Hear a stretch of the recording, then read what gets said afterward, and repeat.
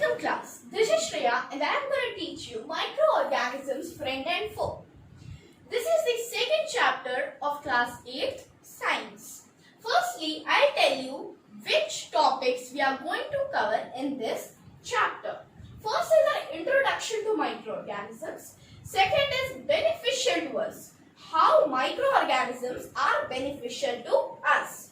Now the third is harmful to us. How microorganisms are harmful to us. Fourth is preservation of food. How we will preserve food, cook the food, children. Okay. Now nitrogen cycle. How this nitrogen cycle works. But in this video, I am going to teach you only these three topics. These two topics we'll discuss in the next video. Okay. So let's start. Now children, so the first topic is introduction to microorganisms. So the first question that comes to our mind when we read introduction to microorganisms are, what are microorganisms? Children, by an example, I will tell you what are microorganisms. Okay, can you all see all the organisms present in your surroundings?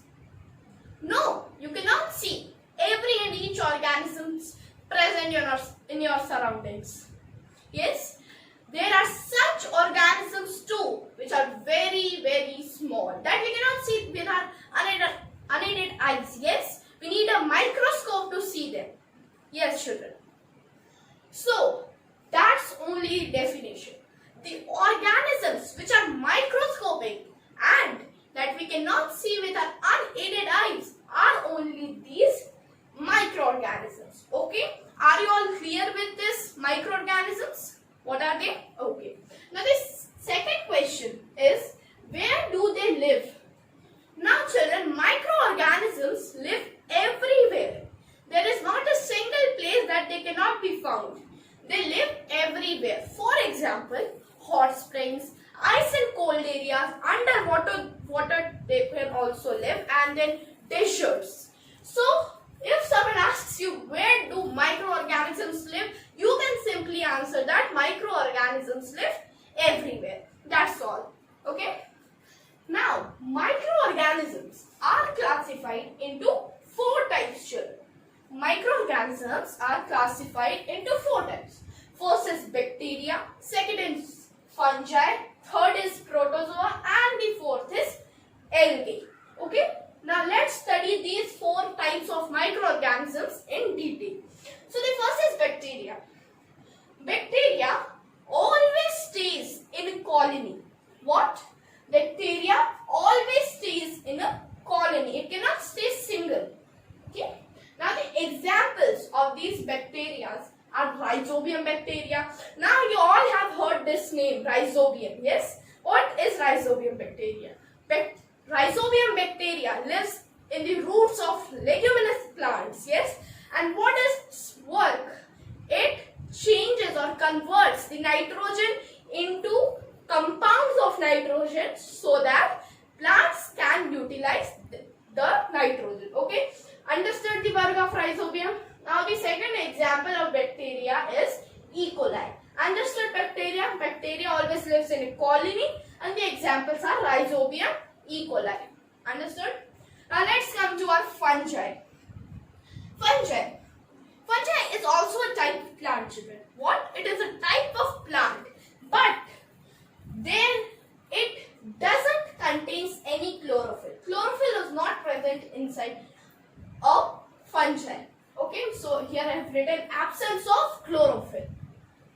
Now, examples of fungi are yeast and mushroom. Okay, done with fungi also.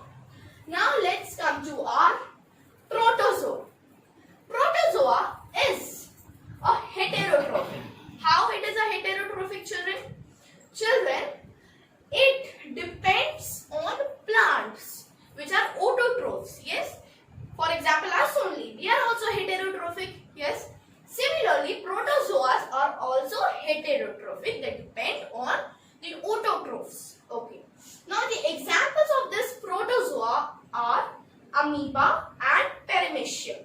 Yes, understood? We are done with these three types of microorganisms. First is bacteria, fungi and protozoa. Now let's come to our algae. Algae. Algae also stays in a colony. Mostly they are found in colonies only.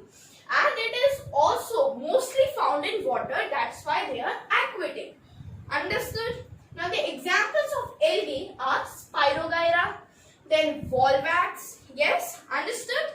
Now we are done with these four types of microorganisms.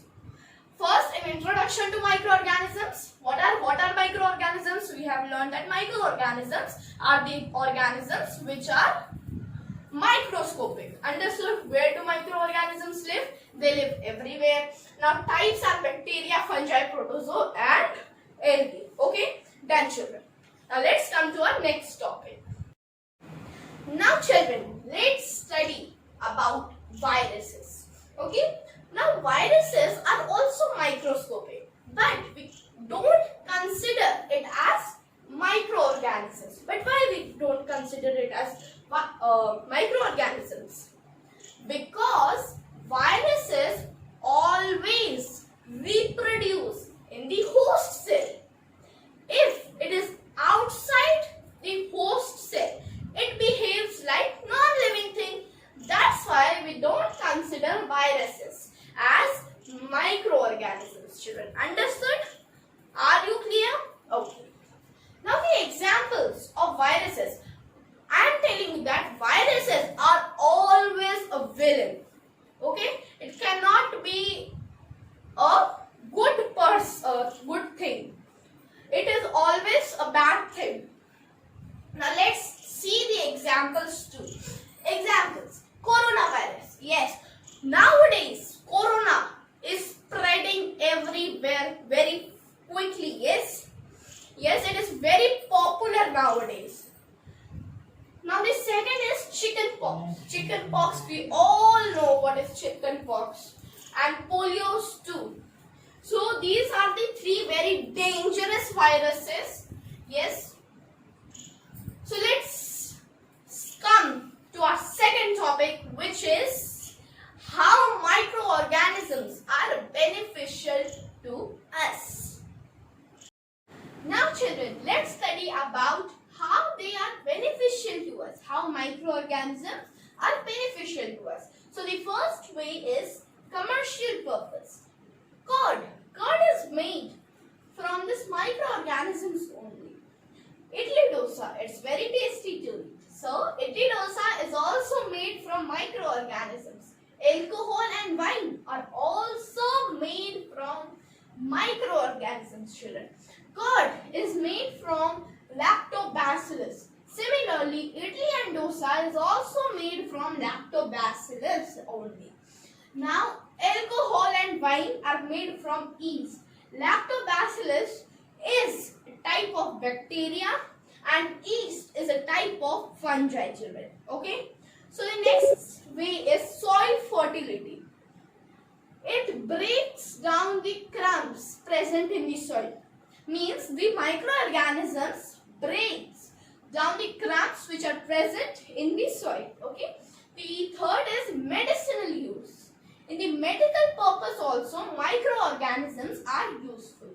The first is antibiotics. Means microorganisms are also used to make antibiotics, children. And the microorganisms which are used to make this antibiotics are very common. Okay, for example, bacteria and fungi. The examples of antibiotics which are made from microorganisms are streptomycin, tetracycline and erythromycin. Okay. Now, medicinal use. Vaccines are also made by the help of microorganisms only. Nowadays, many people are taking vaccines, yes, for maintaining or preserving themselves by this coronavirus, yes.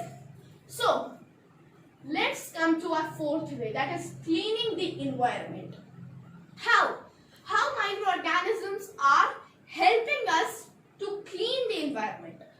Children, every day many animals die. Yes, every day many animals and bird dies. Their dead body, yes, their dead waste is there on that surface of that surface of the earth. Yes.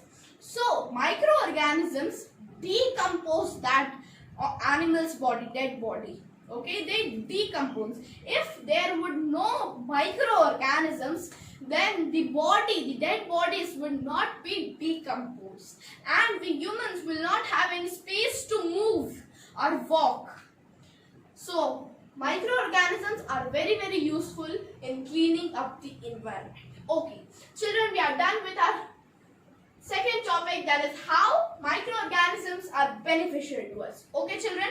So let's come to our third topic. Now, children, let's study how they are harmful to us. How microorganisms are harmful to us. So, diseases and us. Communicable diseases, children. Children, the sources to travel the disease, for example, air, water and food, and also the physically contact is also the source to travel the diseases, children. So, this is only called communicable diseases. Diseases which travel by the source such as food, water, air, etc. are known as communicable diseases. Okay. Now, non-communicable diseases, which are like which does not travel, it is there in our own body only. So, for example, heart attack, then asthma too, and the examples of communicable diseases are like polio or coronavirus. Children, coronavirus is also a communicable disease, and non-communicable disease examples are asthma or heart attack. Understood? We are clear? Now, food poisoning. Children, for example, a housefly. What? Housefly sits on garbages. Yes, it sits on garbages, and then it also sits on animal excreta. Yes, it sits. Now, when it sits on that garbage and comes to our house and sits on our uncovered food. Yes. Now, when it sits, children, one thing I want to tell you all, that the diseases which are harmful to us are called pathogens, children, pathogens. Now, when that housefly sits on that animal excreta, the pathogens which are present in that excreta or that garbage sticks on the housefly's body, and it comes to our house and sits on the uncovered food. Yes, it sits, and the person who eats that food will be infected by the disease. This is only food poisoning, children. Okay? And now, children, Anopheles and Aedes, which are female mosquitoes. Now, Anopheles and Aedes are the carriers of dengue and malaria. These they have dengue and malaria and infect humans or any animal or plant. Understood, children? Now, children, there is a question that how can we prevent us from dengue and malaria? Children, keep your surroundings clean and dry. Then only you will be prevented by this dengue and malaria. This is only the prevention. Okay, understood? Now, children, we are done with our 3 topics. And we are clear too. I hope you all are clear. And if you have any doubt, please type in the comment section and I will be there to answer you. Okay? So children, thank you and have a wonderful day. Please like, share and subscribe my channel.